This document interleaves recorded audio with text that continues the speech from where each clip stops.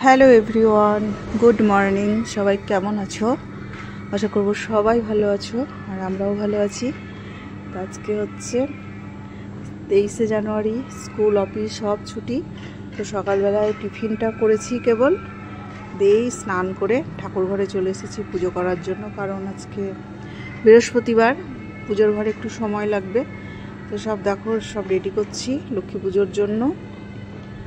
এই যে এখন আমি করছি কি, আমের শাখাটা গুনছি। বেশিরভাগ দিনই এমন একটা শাখা আছে যে আমাকে একটা পাতাও ফেলতে হয় না, মানে যে কটা পাতার দরকার ঠিক সেই রকমটাই থাকে। আজকেও তাই, একটাও ছিঁড়তে হলো না। তাই গুনেই সিঁদুরটা লাগিয়ে নিলাম, ঘরটা রেডি করছি। আর আজকে একটা কথা বলি তোমাদেরকে, আজকে আমাদের পাশের ফ্ল্যাটে বিয়ে, প্রচণ্ড সানাইয়ের আওয়াজ। তো আমি যে কোথায় বসে ভিডিওটা মানে এডিটিং করব তার আমি জায়গা পাচ্ছি না। তো এই দিকেই এলাম, ঠাকুর ঘরের দিকে, তবুও দেখছি আওয়াজ আসছে। তো কিছু করার নেই, তোমরা আওয়াজটা ইগনোর করো। তো দেখো, গুরুদেবকে স্নান করানো হয়ে গেলে একটু গামছা দিয়ে মুছিয়ে নিলাম। আর এদিকে লক্ষ্মীর ঘট আমি বসিয়ে দিয়েছি। পুজো প্রায় সব জোগাড় হয়ে গেছে আমার। এবার আমি আলপনাটা দিয়ে নেবো। প্রথমেই আলপনাটা বাইরেরগুলো দিয়ে চলে এসেছি, ঘরে ঘরে বাইরে। আর ঠাকুরের সামনেটাই সব শেষে দিচ্ছি, কারণ আগে যদি আলপনা দিয়ে দিই আমার মানে মুছে যায়। মানে আমি এখানে বসেই পুজোর জোগাড়টা করি, তো তার জন্য যখন আমার সব সিংহাসনের কাজগুলো হয়ে যায় তারপরে তখন আমি লাস্টে আলপনা দিই। আর আজকে একটা তুলি বের করেছি, তুলিতে করে আলপনা দিতে বেশ ভালো লাগে, মানে নখে লাগে না।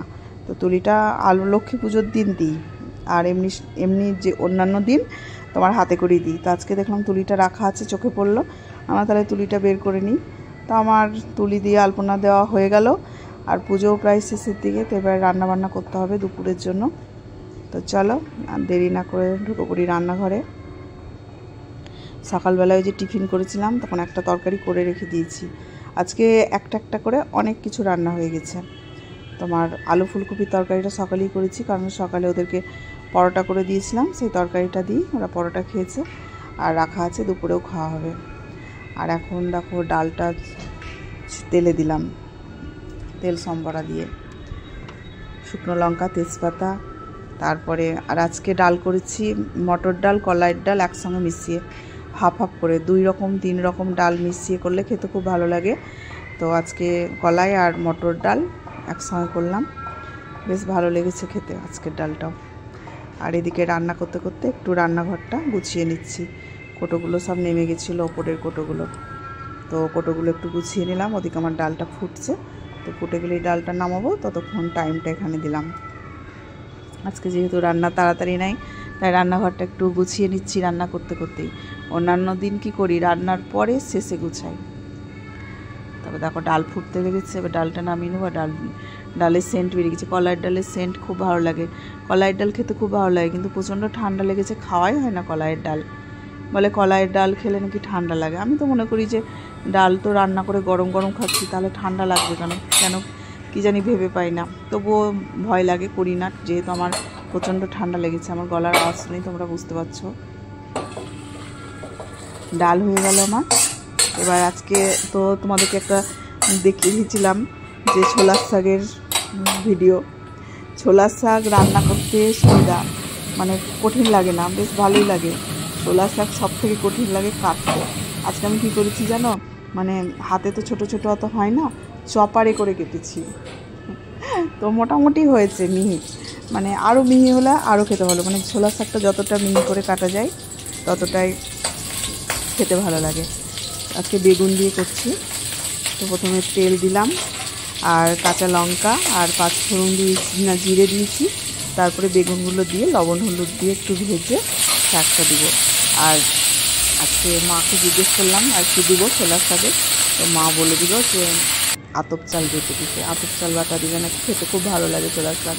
তোমরা করো আতপ চাল বাটা দিয়ে ছোলার শাক, খুব সুন্দর হয়, বা মা বললো।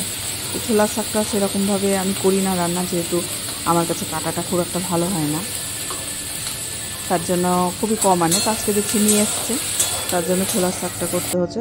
দেখতেই পাচ্ছ কেটেছি, মানে আরও ছোট হলে আরও বেশি ভালো রান্না হয়, মানে কাটা ভালো হলে রান্না বেশ ভালো হয়। তো দিয়ে দিলাম তেলের পরে, এবার একটু নাড়াচাড়া করে ঢাকা দিয়ে দেবো। আর দিতে গিয়ে প্রচুর গ্যাসের কাছে জল পড়লো, তো জলগুলো আমি মুছে নিচ্ছি দেখো। তারপরে এবার শাকটা নেড়ে দিলাম, দিয়ে ঢাকা দিয়ে দিয়েছি। আর এদিকে দেখো চালটা বেটে নিয়েছি, শিলপাটায় গুঁড়ো করে নিয়েছি আর কি, আতপ চালটা। শাকটা একটু হয়ে এসছে, বেগুনগুলো নরম হয়ে গেছে। এবার এটা দিয়ে আর একটু ঢাকা দিতে হবে, নাড়াচাড়া করতে হবে, তাহলেই শাকটা রান্না হয়ে যাবে।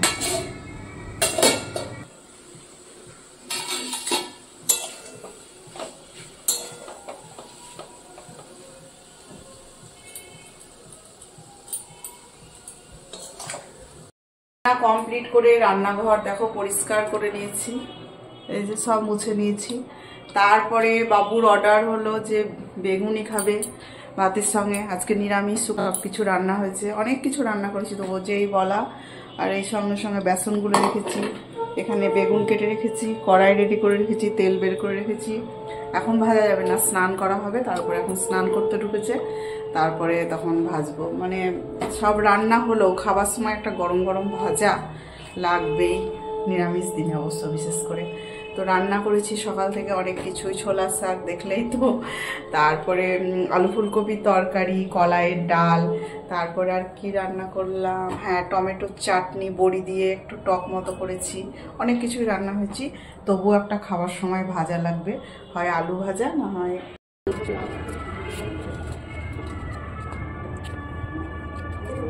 এ দিয়ে একদম ছাদে, আর ছাদে এসে এই যে জামা কাপড়গুলো একটু উল্টিয়ে দিচ্ছি, সবগুলো শুকায়নি, যেগুলো শুকিয়েছে নিয়ে চলে যাব, আর বাকি যেগুলো থাকবে ও আসবে, না আবার আমি এসে নিয়ে যাব। তো চলো সব টুকটাক করে তুলে নিই। ছাদ থেকে নেমে এলেই নিচে ঠান্ডা। এই দরজা লাগা, দরজা লাগা, তাড়াতাড়ি লাগিয়ে দে,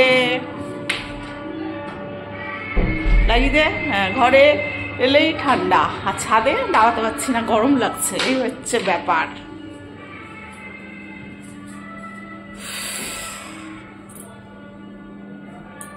মুখটা ওরকম কেন, মুখটা ওরকম কেন, মুখটা দেখি, মুখটা দেখি, বদমাস ভিডিও করলে